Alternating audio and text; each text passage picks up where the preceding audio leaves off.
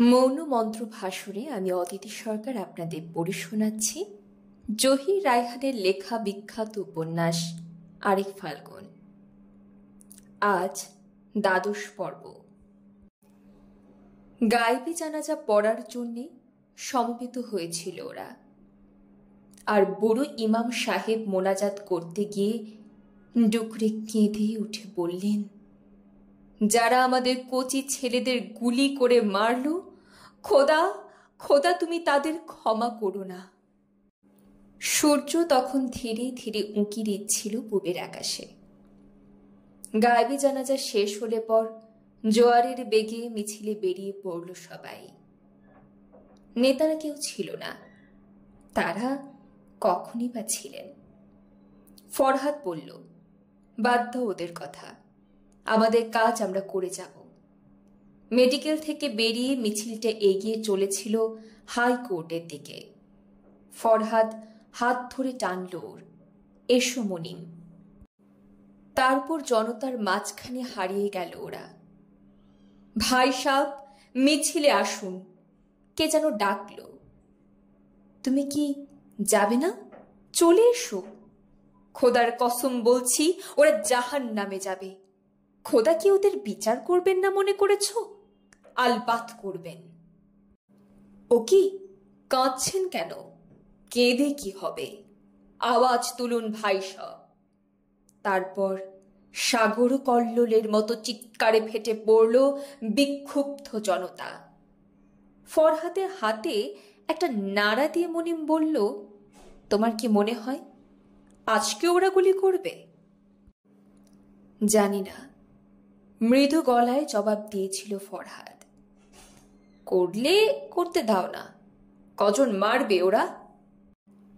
প্রশস্ত রাস্তা জুড়ে মিছিলটা এগিয়ে চলেছিল হাইকোর্টের পাশ দিয়ে। অকস্মাৎ কয়েকখানা মিলিটারি লরি দ্রুত বেগে এসে রাস্তাতে মাথায়, যেখানে লম্বা পলাশ গাছটায় অসংখ্য লাল ফুল ধরেছিল, সেখানে এসে থামল।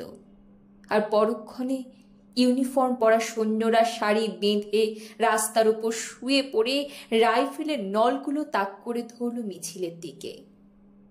কয়েকটি উত্তেজিত মুহূর্ত। ভাবতে গায়ের লোমগুলো যেন ঝর্ণার ফলার মতো খাড়া হয়ে যায় মনিমের।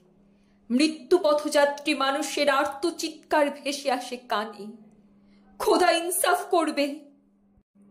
খোদা, আমি যে মরে গেলাম, মাগো আমাকে বাঁচাও, মরে গেলাম। মুমূর্ষের চিৎকার আর পোড়া বারুদের গন্ধ। পোনা মাছের মতো মানুষগুলো ছুটে পালাচ্ছিল চারপাশে। হাইকোর্টের রেলিং ডিঙিয়ে ভেতরে আত্মগোপন করতে যাচ্ছিল যে লোকটা, রেলিংয়ের ওপরেই ঝুলে পড়ল সে। কে জানে, হয়তো শেষ মুহূর্তে স্ত্রীর মুখখানা ভেসে উঠেছিল। পালিয়ে বাঁচবে, কিন্তু সে জানত না ইতিমধ্যে তার মৃত্যু পরোয়ানা জারি হয়ে গেছে।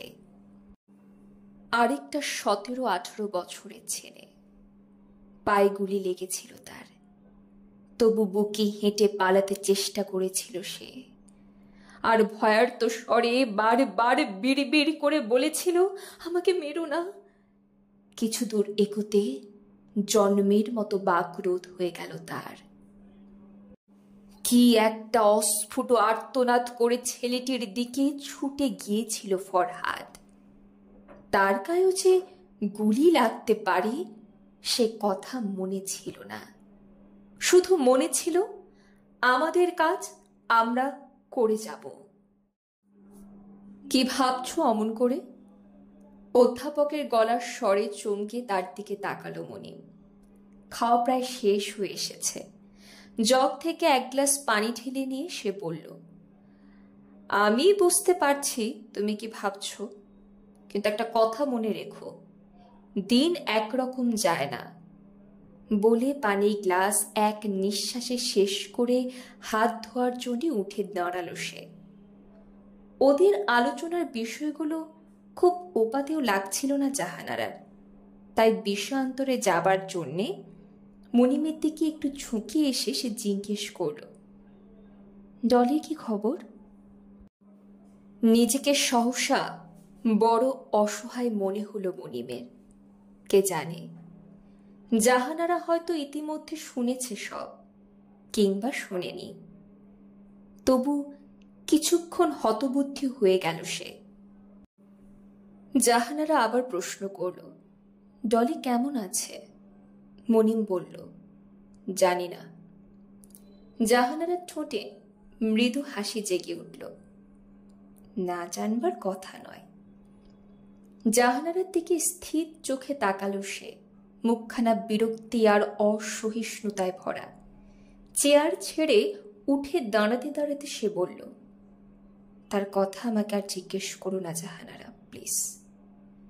দৃঢ় গলায় কথাটা বলবি ভেবেছিল, কিন্তু ফাটা বাঁশের বাঁশির মতো শোনালো সবকিছু।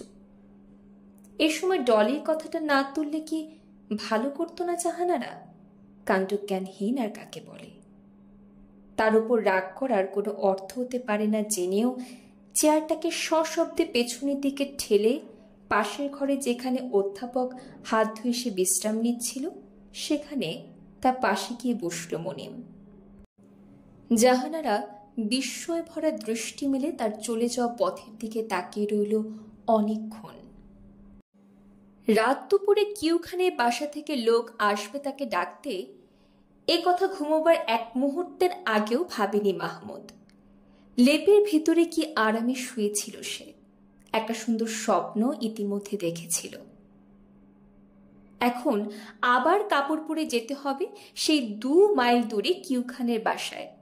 ভাবতে গিয়ে মেজাজটা বিগড়ে গেল মাহমুদের। দুধ তরি তো চাকরের নিকুচি করি, রাত নেই দিন নেই ডেকে পাঠাবে, যেন কেনা গোলাম আর কি। মনে মনে বিড়বিড় করল সে। তারপর গরম কোটটা গায়ে চড়িয়ে নিয়ে একটু পরে বাইরে বেরিয়ে এলো। শাহানা ঘুমোচ্ছে, ঘুমুক। কিউখানে বাসে এসে দেখল সে একা নয়। আজ এ পর্যন্তই। উপন্যাসের বাকি অংশ পাবেন পরবর্তী ভিডিওতে।